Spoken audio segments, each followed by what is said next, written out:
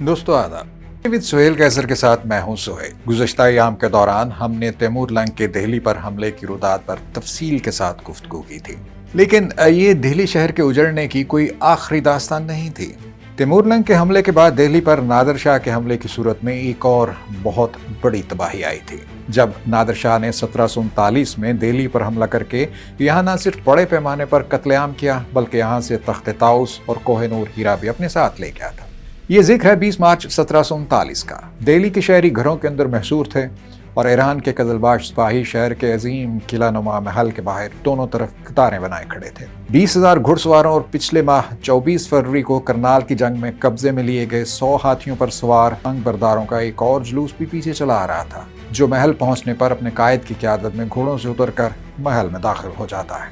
इस मौके पर सलामी में तोपें दागी जाती हैं। ये दरअसल ईरानी बादशाह नादिर शाह का इस्तकबाल हो रहा था, जिसका तज़किरा तारीख के उस्ताद माइकल एक्सवर्दी ने अपनी किताब द स्वार्ड ऑफ पर्शिया में बहुत तफसील के साथ किया है। नादिर शाह का असल नाम नादिर कुली बेग था, जो 22 अक्टूबर 1688 को ईरान में पैदा हुआ। एनसाइक्लोपीडिया ऑफ ब्रिटानिका के मुदीर आदम ज़ैदान की तहकीक है कि एक मुकामी सरदार के मतहत खिदमत अंजाम देने के बाद नादिर शाह ने डाकुओं का एक गिरोह भी तश्कील दिया था, जिसका मकसद ताकत हासिल करना था। अब ये अलग बात है कि किस तरह उसने फारस में असर व रसूख हासिल किया। किस्सा मुख्तसर जी कि 1736 में नादिर ने तहमासप दोम के बेटे नौजवान अब्बास सोम को माजूल कर दिया और नादिर शाह का लक़ब इख्तियार करते हुए खुद ईरानी तख्त संभाल लिया। नादिर शाह ने बहरिया की तामीर की और इसकी मदद से न सिर्फ बहरीन को अरबों से छीना, बल्कि अमान को फतह करने में भी कामयाब रहा। लेकिन उसकी नजरें हिंदुस्तान पर जमी हुई थी। 1737 में नादिर शाह हिंदुस्तान के लिए रवाना होता है। इस्फहान से 2 साल और 4 माह के अपने सफर में नादिर और उसके साथियों ने 1750 मील से ज्यादा का फासला तय किया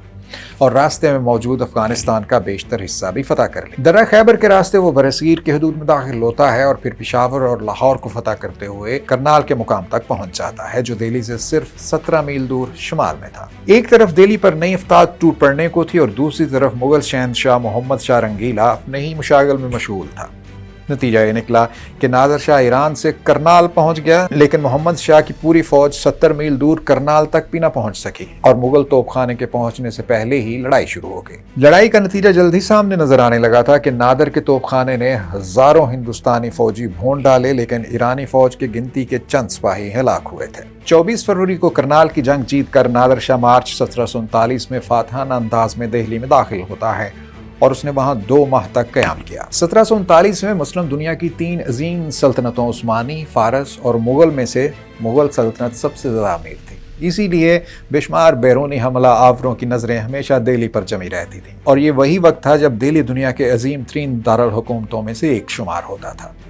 अपनी तारीख के तमाम अदवार, खासतौर पर 1 सदी कबल शाहजहां के ज़माने की यादगारों से सचे, आमतौर पर शाह जहानाबाद के नाम से जाने जाने वाले इस शहर की आबादी तकरीबन 4 लाख के करीब थी।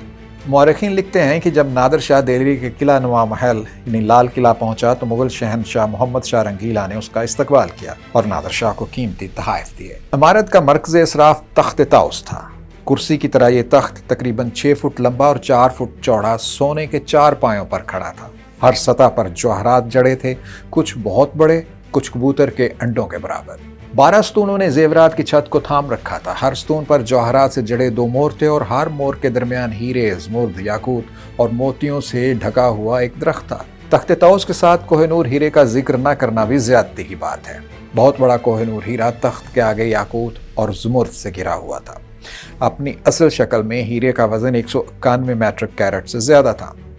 कमरे की दीवारों पर फारसी में बार बार लिखा था, गर फरदौस बर रुए ज़मी अस्त, हमी अस्तो हमी अस्तो हमी अस्त, यानी अगर जमीन पर कोई जन्नत है तो यही है, यही है, यही है। नादिर शाह और उसके जाती अमले ने किले के शाही कमरों पर कब्जा कर लिया। दिल्ली में रहते हुए नादिर को शहनशाह कहकर मुखातिब किया जाता था।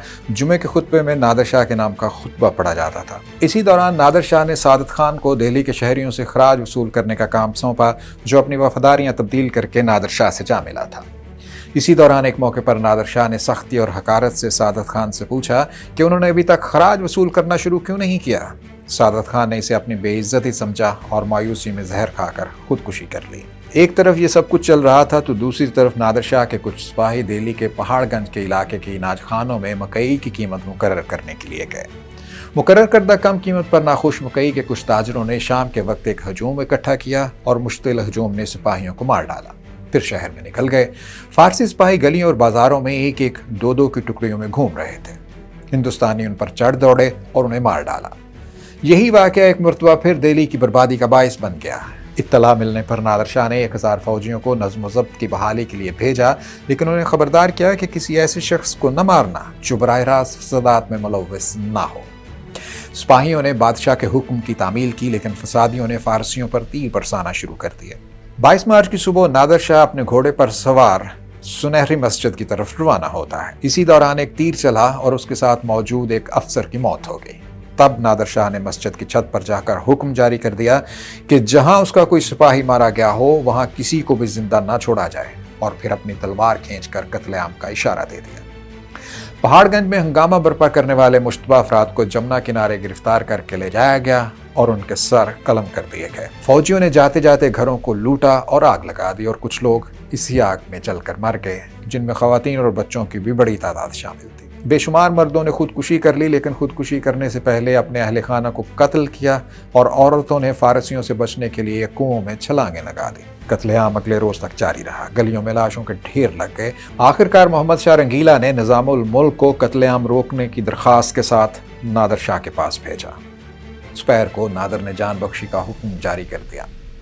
तब तक एक तखमीने के मुताबिक 20 से 30 हजार तक लोग मारे जा चुके थे। अब खराज वसूल करने का सिलसिला शुरू हुआ। नादर शाह ने दिल्ली से जो कुछ इकट्ठा किया, इसमें मोहम्मद शाह और बड़े उमरा से मिलने वाले तहाइफ या चंदे, जेवरात, नकदी, अवाम और शाही खजाने से ली गई बहुत बड़ी रकम और कीमती सामान, मलबूसात, तोपें और दीगर हथियार शामिल थे। जाते हुए वो अपने साथ 1000 हाथी, 7000 घोड़े और 10,000 के करीब ऊँट भी ले गया।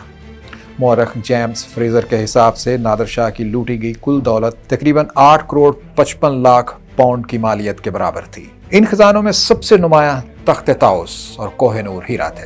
कोहिनूर भी फारस में न रहा, लेकिन ताज के जवाहरात आज भी तेहरान में नुमाइश के लिए रखे गए हैं। इनमें दरियाए नूर हीरा भी शामिल है, जो शायद दुनिया का सबसे बड़ा गुलाबी हीरा है। 12 मई को एक अजीम दरबार मुनक्कद किया गया, जिसमें नादर शाह ने मुगल शहनशाह को कई तोहफे दिए, जिनमें जड़ाव तलवारें और दीगर कीमती अशिया शामिल थी। नादर शाह का एक बार फिर मोहम्मद शाह रंगीला को मुकम्मल खुद मुख्तारी दे देना था। इस दरबार के इनकाद के बाद वापसी का सफर शुरू हो गया और दिल्ली वालों की जान में जान आई। नादर शाह तो चला गया, लेकिन हिंदुस्तान में उसकी लश्करकशी ने एक और बहुत बड़ा गजब ढाया था, और वो ये था कि इस लश्करकशी ने अंग्रेज़ों को ये बावर करा दिया कि मुगल सल्तनत बहुत कमज़ोर हो चुकी है। इसके बाद अंग्रेज़ों की पेशकदमी में बतदरीज तेज़ी आती गई, और बिल आखिर उनकी ये पेशकदमी पूरे हिंदुस्तान पर कब्जे की सूरत में सामने आई।